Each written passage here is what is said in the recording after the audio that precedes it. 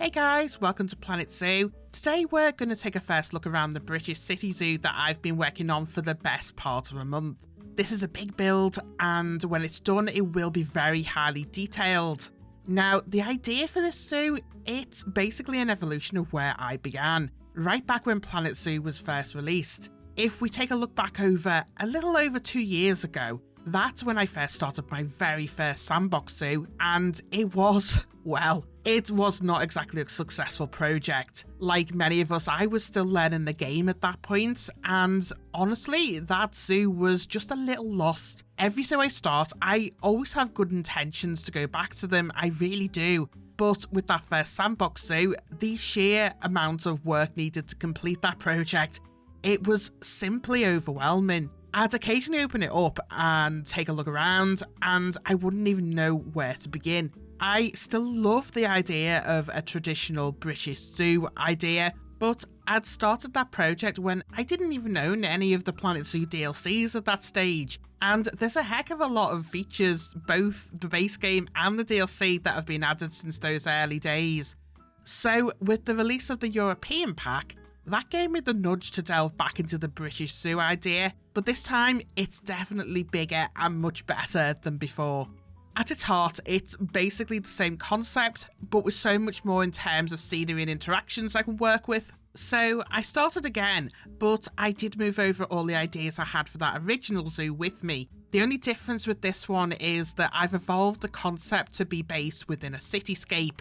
That's what's taken a lot of time to develop this zoo. There's a main road that borders the entire zoo all the way around, and the surrounding landscape will be completely engulfed with busy city streets.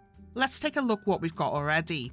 There's a decent amount of space here for the zoo itself, with the manor in the centre. This is based on a local country house near where I live, and that's comprised of two very distinct styles which I've replicated in the game. The main section at the front here would have been built first in the late 1600s as an Elizabethan hunting lodge. As the centuries passed, the back of the house was knocked down, and additional wings were built there in the early 20th century. So an eclectic mix of styles, which was very popular at the time.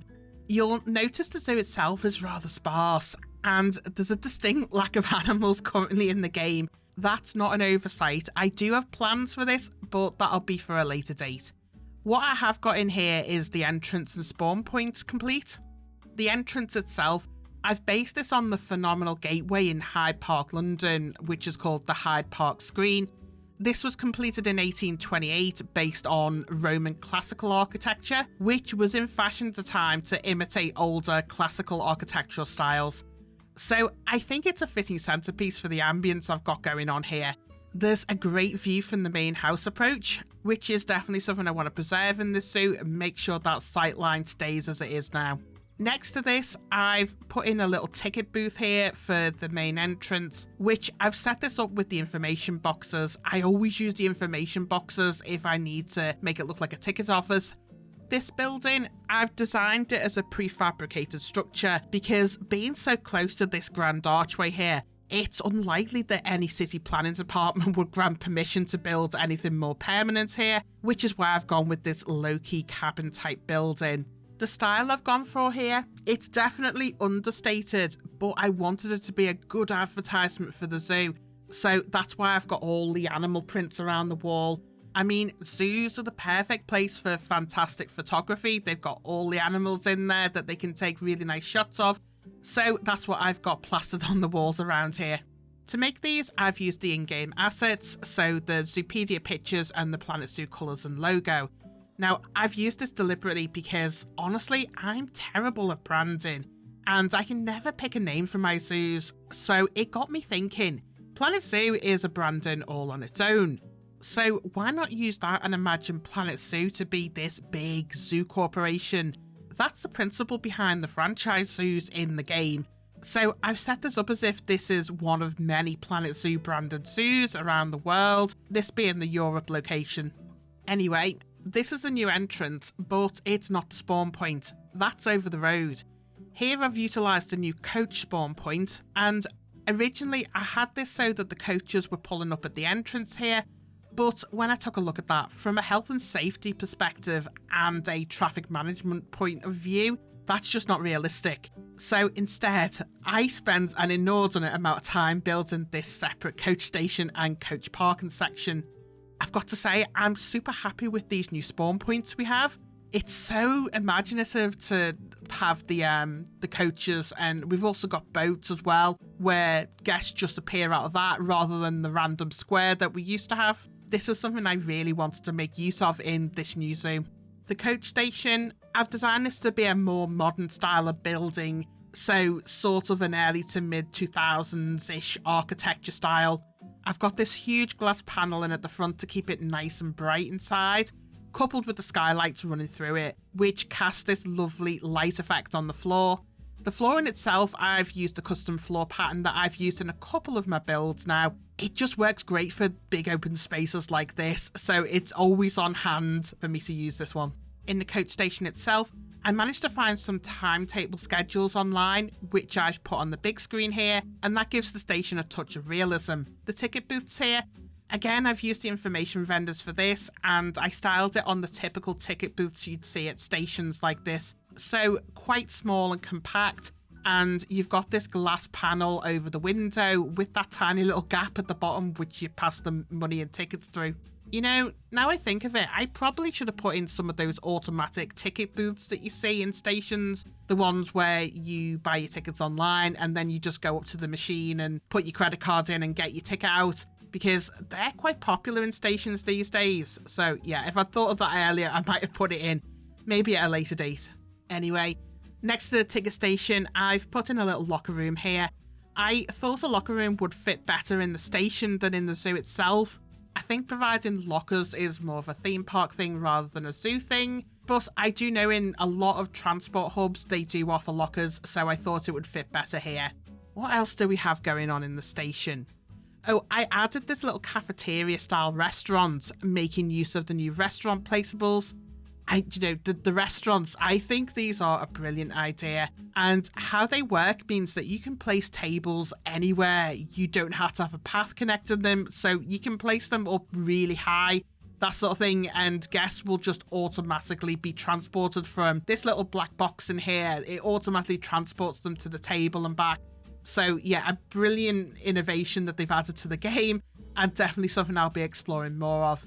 Anyway, in the station, what I did is I put this little cafeteria thing in. So it's not a huge restaurant, just somewhere you'd grab a very small bite to eat maybe while you're waiting for your coach. The rest of the coach station, I've got some toilets in there, obviously for practical reasons. There's also a couple of cash machines at the side. And this final bit here, this is a way through to the big parking complex that I've added next door, and I thought it would be really cool to have this all interconnected in some way, which you see a lot of this in real life. So I've added this little corridor that connects the two. I even put in a couple of parking pay stations here, which was surprisingly easy to knock together with some of the art shapes and the tiny scenery pieces, which always come in handy for stuff like this. So going through here brings you into the parking complex at level 1, or ground level if you're a Brit. This parking lot, if we go outside and take a proper look, this is probably one of the most headache-inducing buildings I've ever created, no joke. It's based on the old multi-storey car parks that were popular in the 1960s and 70s. Now, concrete was one of the most versatile and cost-efficient materials to build with in those days, so I figured it was fitting to put one of those in my city zoo. I do think there's a certain charm to ugly structures like this. It's a part of our history, and I figured it deserved a place in my build. There's 5 levels to this parking structure, even with parking on the roof here. On the ground level, I've put in more of these pay stations here, and I've also added these little hole-in-the-wall shops, just like you'd see in real life. So we've got a Bernie's Bakes in here and a Street Fox Coffee. Inside the parking, we've got a nice entrance and exit barrier set up here, and on the ground level here, I've put in dedicated parking spaces for staff parking. The level of detail I've gone into here, I've even put the signage up telling you which way to go. Now, any parking I've gone to in real life, the signage is always a nightmare, and me personally, I always end up going the wrong way, or I'm not able to find the exit and I end up having to go all the way up the ramps again to get down to the exit. Maybe it's just me, maybe it's everyone else, I don't know. But where I've put all this signage into the game, I imagine that's no different, so true to life, I guess.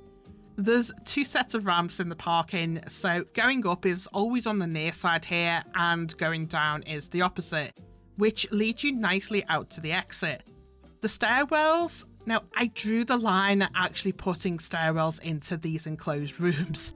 I thought that was going a bit too far, but I did go to the trouble of putting an exit on each floor and putting in the lifts here as well.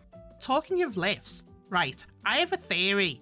I reckon that we're going to get proper elevators in the game at some point, because the new technology and programming that they've put into the restaurants, where you've got the black box that you go through and the guests just end up on the tables, I reckon I don't do development obviously, but I reckon it would be easy to translate that into putting real elevators in the game.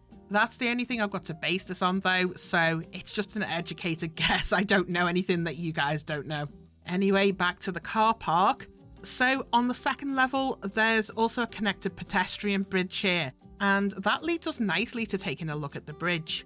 So I added the pedestrian bridge because the road here that you would have to cross from the coach station and the parking to get to the zoo, this would be a major traffic route if this was a real zoo, so I felt it only right to add a safe route that avoids interaction with the traffic here. I based this bridge on a real-life early 20th century bridge structure that's in Manchester city centre here in the UK. That one is technically a rail bridge, but you get the idea. Now, these sort of bridges are traditionally red brick and plaster, and they're designed to be highly decorative, so taking some of the harshness away from them. This one connects with the parking on the second level of the parking lot, and you can also reach this from ground level right outside the coach station, so it's really convenient at least. I've also put in a pelican crossing here on the road, and that's for the guests that can't use the stairs. I did debate putting another elevator here so that you can get from the ground floor that takes you up to the pedestrian bridge above. But realistically, that would be a huge cost, and it's not something that you'd normally implement in real life, not when there's an easy access from the roadside. So I left this as is. That's pretty much it here to complete this grand entrance. Oh, wait, I did manage to squeeze in a little pub here too, because everyone knows that for any transport hub in the UK, you can't walk more than 2 minutes without finding a public house. It's like the law or something. Even a tiny train station in the middle of nowhere, there's always a pub within walking distance. So yeah, I'm convinced it's the law and figured I'd put one in here too. This little pub here, it's something I built a long time ago, way back in 2019 at some point, and it's one of those buildings I'm still happy with today, so I decided to put it in here. That's it for the entrance structures. Next I'm going to show you the other side of the city I've been working on. With the city blocks here, the first thing I worked on was the road and the interconnecting traffic points. Now, a traditional British city wouldn't have lots of straight roads like this because our towns and cities were built up from medieval times, but to replicate that in-game, it would take me 3 times as long to build all this stuff. So I just drew the line and said, right, we're going to do this straight so at least I can use the world grid, because there's so much stuff going on, I really need the world grid for this build. Aside from the straightness of the roads, I'm trying with this build to replicate British cities as true to life as possible. So the traffic point here, I spent a while studying real traffic points and replicating road markings, which I think I've done a good job on.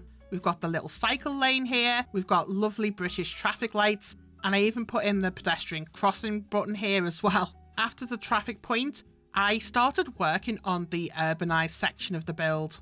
These are a mix of styles, height, size, and this reflects the real stylings of many cities across the UK, and the whole of Europe for that matter.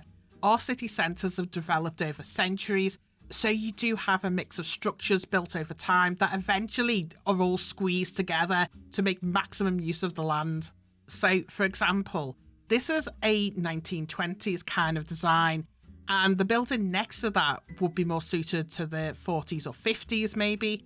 And then we're getting into the townhouses. This would have been constructed anywhere from the late 1400s right up to the Victorian times. Behind here, another rather ugly structure, but certainly true to life. This is a couple of tower blocks representing that which would have been built in the 1960s or 70s.